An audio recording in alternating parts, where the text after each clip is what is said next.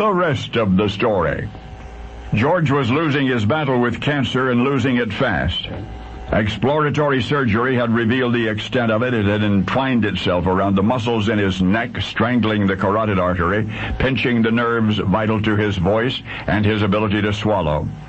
Nasopharyngeal cancer, it was called, and the cure rate was, well, practically zero. Radiation, yes, the doctors had tried that, but it had succeeded only in weakening the patient further. So George, in terrible pain, unable to speak, unable to sleep, checked into Mount Sinai Hospital in New York City to die. Now, there was a surgeon at Mount Sinai, Dr. Richard Lewison, who was experimenting with a new anti-cancer drug called Teropterin. His research team had studied the drug's effects only on mice thus far, and the results were alarmingly various. But Dr. Lewison came to the conclusion that more and more researchers are coming to today, mice are mice and people are people. So when he learned that that rare case of nasopharyngeal cancer was in his very own hospital, Dr. Lewison went straight to the patient, described his extracurricular research, and with a warning that Teropterin could either cure him or kill him, he offered the experimental drug to George. Well, George was quiet for what seemed like a long while. When eventually he spoke, struggling with his crippled larynx to make himself understood, this is what he said: that whether this new drug worked or did not, something would be learned from taking it, something useful perhaps to a lot of people with the same trouble.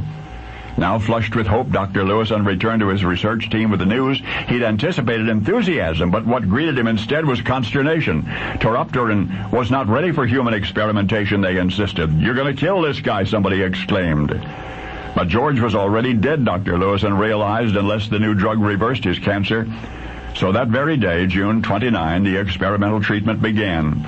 There would be daily injections for 6 weeks, if the patient lasted 6 weeks. Not only did George live to conclude that revolutionary therapy, he improved. His pain subsided. He began eating again and sleeping again. His voice returned, as did most of the 80 pounds he had lost. By August, the enlarged lymph nodes in his neck had returned to normal size. And most wonderful of all, his spirits soared. In September, to a scientific conference in St. Louis, Dr. Lewison reported the dramatic remission of George's cancer. On the 11th, the Wall Street Journal reported joyously that science stood on the brink of a cancer cure, citing the triumph of an anonymous patient in New York. But could you ever have guessed that Dr. Lewison's research team, remember how indignant they were that their earlier admonitions had gone unheeded? Subsequently, they resigned from Mount Sinai Hospital, so George received no follow-up therapy, and within a year the cancer had returned, and by August 16 of 1948 he was dead of pneumonia. For a while he was a dead man walking, bolstered by a drug now closely related to chemotherapy drugs which you're using every day. The entire world knows George's otherwise accomplishments, but today you have met the medical pioneer, number one on another playing field, George Herman Ruth. Babe Ruth? Babe Ruth. And now you know the rest of the story.